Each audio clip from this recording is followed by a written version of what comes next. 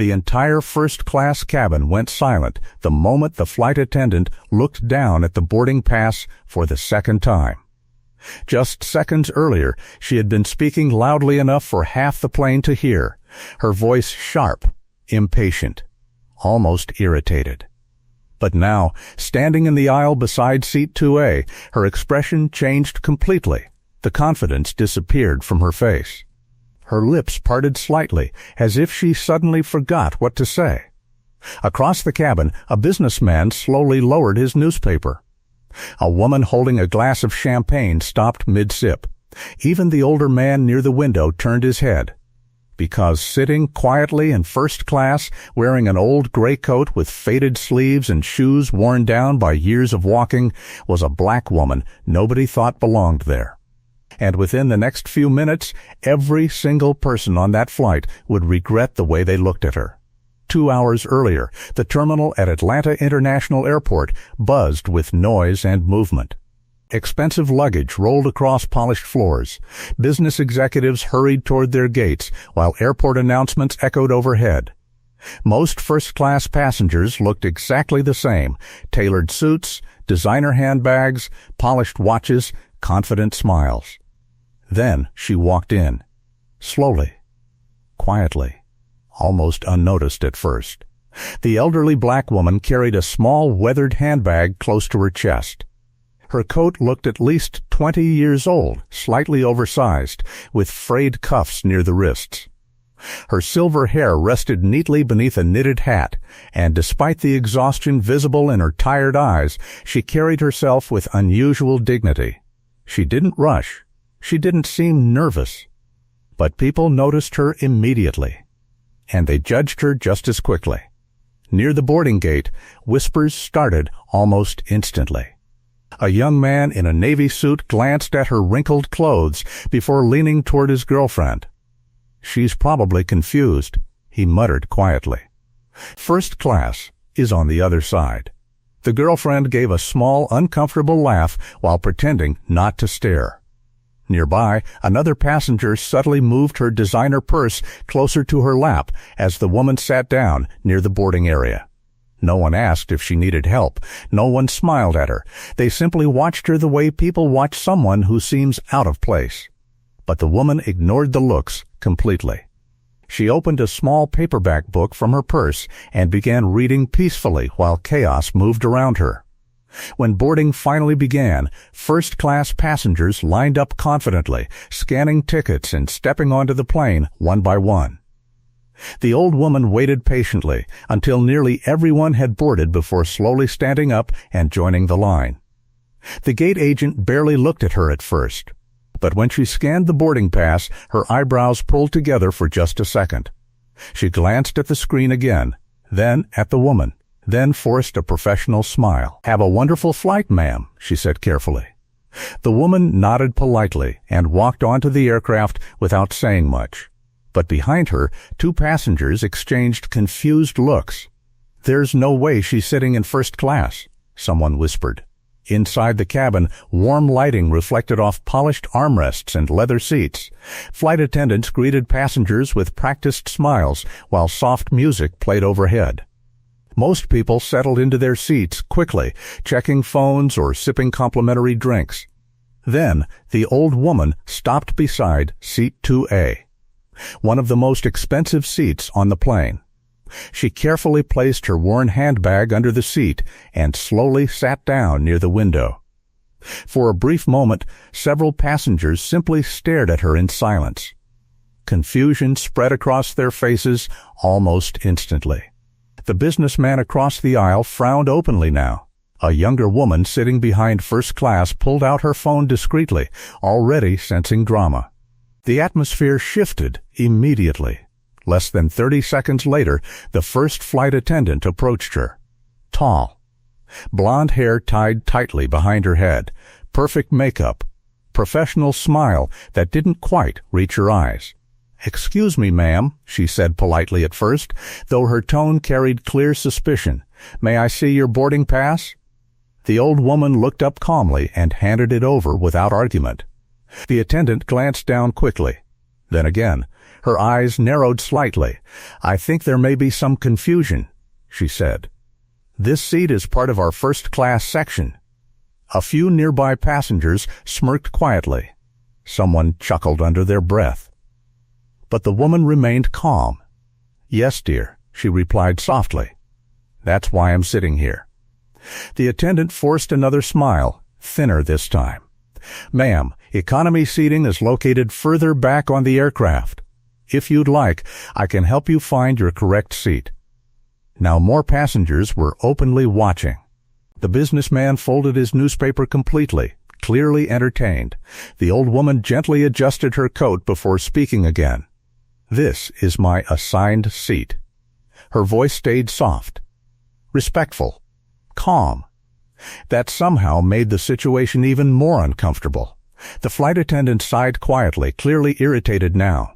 She checked the boarding pass once more while another crew member approached from behind. "Is there a problem?" the second attendant asked. The first leaned closer and whispered something while glancing toward the woman's old clothes. The second attendant's expression immediately changed. "Ma'am," she said more firmly, "we'll need to verify your ticket before departure." The old woman nodded slowly. "Take your time." Her calmness only made the tension worse. Around the cabin, passengers exchanged looks. One man rolled his eyes impatiently. Another muttered, "We're going to be delayed because someone sat in the wrong section." The young woman with the phone continued recording discreetly from 2 rows back. Still, the elderly woman never raised her voice, never argued, never showed anger. But her hands tightened slightly around the edge of her purse, the only visible sign that the humiliation was beginning to hurt. Minutes passed. The attendant stepped away briefly near the galley, whispering intensely while checking something on a tablet. One of them looked back toward seat 2A several times. The older woman simply stared quietly out the window at the rain falling across the runway lights outside. The businessman finally spoke directly to her. "Ma'am," he said loudly enough for others to hear, "there's no shame in sitting in economy. Happens all the time." A few passengers laughed softly. The woman turned toward him slowly. Her eyes looked tired, but steady. "Thank you for your concern," she replied gently, "but I'm exactly where I'm supposed to be." The cabin grew quieter after that. Something about the way she answered unsettled people. There was no fear in her voice, no embarrassment, only quiet confidence. Then, suddenly, the first flight attendant returned. But this time, she wasn't alone. A senior crew supervisor walked beside her, carrying a tablet in one hand. The supervisor looked directly at the old woman, then at the boarding pass, then back again. For a split second, her entire expression froze. The color drained from her face almost instantly. She leaned toward the flight attendant and whispered something so quickly that nobody else could hear it. The younger attendant's eyes widened in panic. And that was the exact moment the entire first-class cabin realized something was terribly wrong. The younger flight attendant stood frozen beside the aisle, her face pale with panic as the senior supervisor stared down at the boarding pass again. For several long seconds, nobody moved. The entire first-class cabin watched in confused silence while the supervisor straightened her posture almost instantly. Her voice changed completely when she finally spoke. "Ma'am," she said carefully, "we sincerely apologize for the misunderstanding." The tone was no longer suspicious. It was nervous, respectful, almost fearful. Passengers exchanged confused glances while the old woman simply looked up calmly from her seat. "It's all right," she replied softly. But the tension in the cabin only grew stronger. Before anyone could understand what was happening, the supervisor turned sharply toward the younger attendant. "Get the captain," she whispered urgently. The attendant's eyes widened. Now. She hurried toward the cockpit, almost tripping over herself. Across the aisle, the businessman who had mocked the woman earlier slowly lowered his gaze. Something about the situation suddenly felt very different. The woman in seat 3C quietly put her phone away. No one was laughing anymore. Less than a minute later, The cockpit door opened, and to everyone's surprise, the captain himself stepped into first class. Conversation stopped immediately. Passengers looked at each other in confusion as the captain walked directly toward seat 2A with a serious expression on his face. The flight attendants stood stiffly beside the aisle like nervous students waiting outside a principal's office. Then the captain stopped in front of the elderly woman and smiled warmly. "Dr. Evelyn Carter," he said respectfully. "I had no idea you were on board today." A wave of shock moved through the cabin. The businessman blinked in disbelief. The younger attendant looked like she could barely breathe. The old woman smiled politely. "Good evening, Captain." The captain shook his head slowly. "Ma'am, I am deeply sorry for how you were treated." Every passenger nearby listened carefully now. Nobody touched their drinks. Nobody checked their phones. The captain continued speaking. "Your contributions to this airline and to this country deserve far more respect than what you experienced today." The cabin fell completely silent. Because suddenly people understood. This was not an ordinary passenger. This was someone important. Very important. The captain turned toward the crew with visible disappointment in his eyes. "Dr. Carter serves on the advisory board for the Carter Aviation Education Initiative," he explained carefully. "Her foundation has funded scholarships for over 12,000 aviation students nationwide." The younger flight attendant's face lost even more color. 12,000 students. The businessman who had mocked her earlier shifted uncomfortably in his seat. A woman near the aisle whispered, "Oh my God." But the truth about Evelyn Carter went even deeper than money or influence. Nearly 40 years earlier, long before private foundations and million-dollar donations, Evelyn Carter had grown up in a tiny apartment in Birmingham, Alabama. Her father worked construction jobs when he could find them. Her mother cleaned hotel rooms downtown 6 days a week. During segregation, Evelyn attended overcrowded schools with torn textbooks and broken heating systems. At 16, she worked evenings washing dishes while studying by candlelight because their electricity was often shut off. Nobody handed her opportunities. She fought for every single one. At 22, she became one of the first black women hired at a regional banking firm in Georgia. Men ignored her during meetings. Clients refused to shake her hand. Some executives openly questioned why she had even been hired. But Evelyn never complained publicly. She simply worked harder than everyone else in the room. 10 years later, she launched her own investment company with savings she built one paycheck at a time. Most people laughed at her. Banks rejected her repeatedly. Investors said nobody would trust a black woman running a financial firm. They were wrong. Over the next 3 decades, Evelyn Carter quietly built one of the largest private investment groups in the South. Her company funded hospitals, scholarship programs, housing developments, and aviation training centers across the country. Newspapers called her the silent billionaire because she avoided interviews and rarely appeared in public. But people who worked with her knew something else about Evelyn Carter. Despite her wealth, she never became obsessed with appearances.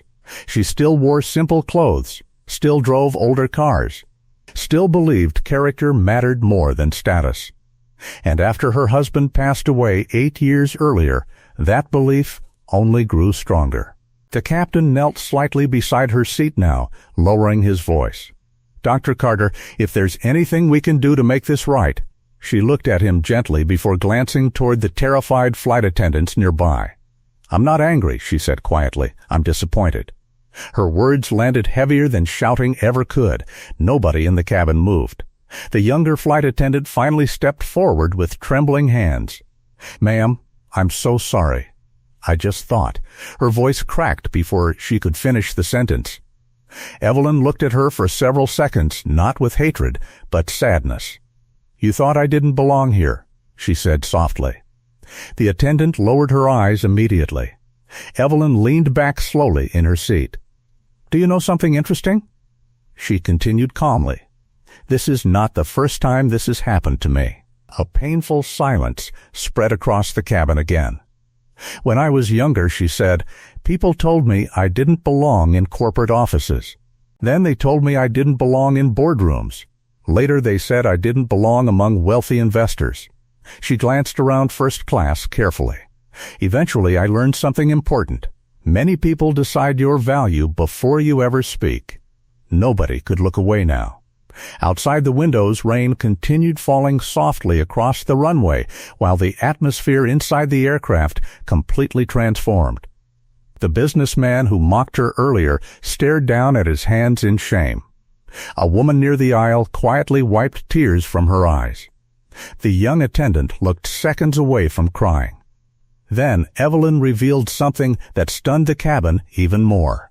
Sometimes, she said gently, I dress like this on purpose. Several passengers looked up in confusion. I spent most of my life poor, she explained. And every once in a while, I like to remind myself what people see when status disappears. Her eyes moved slowly across the cabin. The results are usually disappointing. The younger flight attendant finally broke down completely. I swear I never meant to humiliate you, she whispered emotionally. Evelyn studied her face for a moment before nodding slowly. I believe you. Then she added quietly, but imagine how many people experience this treatment every single day without wealth or influence protecting them afterward. That sentence hit harder than anything else she said, because suddenly the issue was no longer about one uncomfortable moment on an airplane.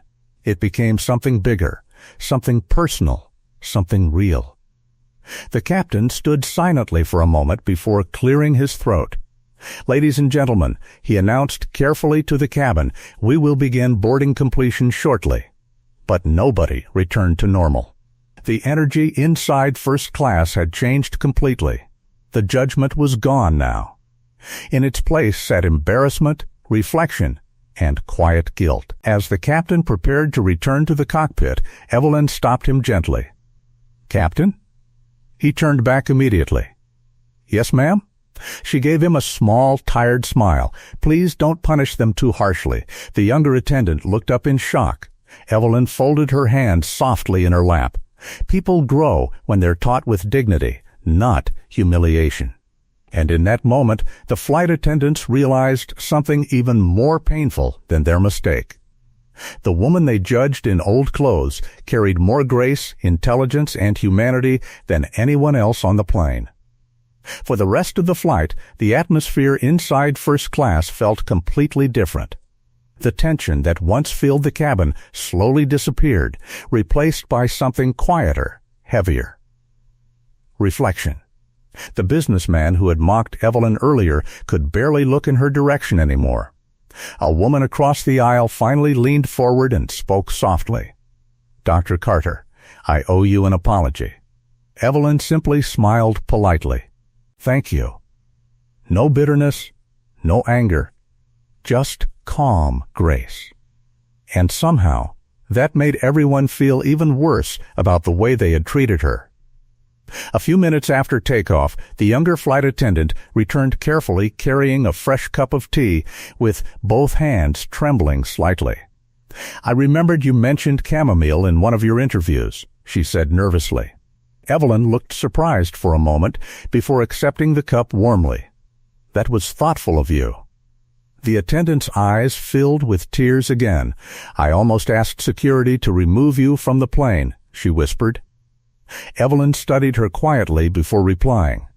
What matters now is what you learn from this moment. The attendant nodded slowly, holding back emotion as she walked away. As the flight continued, passengers who once avoided Evelyn now listened closely whenever she spoke. She talked softly about education, about opportunity, about the importance of treating strangers with dignity. Even the businessman who had judged her most harshly eventually leaned across the aisle. Dr. Carter, he admitted quietly, I've spent 20 years teaching my sons about success. But today, I realized I may have failed to teach them kindness. Evelyn looked at him for a long moment before answering gently. Then today was valuable for both of us. An hour before landing, the captain's voice echoed through the cabin speakers once more. Ladies and gentlemen, before we begin our descent, I'd like to recognize someone very special on board today. Passengers looked around immediately. Dr. Evelyn Carter has spent more than 30 years funding scholarships, housing programs, and educational opportunities for students who otherwise would never have had a chance. Several passengers began listening more carefully now. Through her foundation, over 12,000 young people have attended college, aviation school, and medical programs debt-free. Quiet shock spread through the cabin again. Some passengers who judged her earlier looked completely ashamed now. The captain continued, "But after meeting her today, I believe her greatest contribution isn't financial." He paused briefly. It's her character. The cabin erupted into applause. Not polite applause. Real applause. Emotional applause. Several passengers even stood briefly. Evelyn looked embarrassed by the attention and lowered her eyes humbly while the applause continued around her. As the plane prepared to land, the younger flight attendant approached her one final time. Her voice shook slightly. "Dr. Carter, I don't expect forgiveness, but I am truly sorry for judging you before I knew you." Evelyn reached forward gently and touched her hand. "The way we treat people who can do nothing for us reveals who we truly are," she said softly. The attendant nodded slowly, tears slipping down her face. That sentence would stay with her for the rest of her life. When the aircraft finally landed, passengers waited unusually patiently instead of rushing for the exits. Many smiled at Evelyn warmly as they passed her seat. Some apologized quietly. Others simply thanked her. But before leaving the plane, Evelyn paused beside the cabin door and looked back once more at the people staring at her differently now. Not because of her money, not because of her power, but because they finally saw her humanity. And maybe that was the real lesson. Somewhere today, someone is being judged because of their clothes, their skin color, their age, or the way they look. Maybe they're wealthy. Maybe they're struggling. Maybe they're carrying pain nobody else can see. The question is simple. How will you treat them? If this story moved you, leave a comment below and share a moment when someone's kindness changed your life. And if you believe character matters more than appearance, subscribe for more powerful stories that remind us what true humanity really looks like.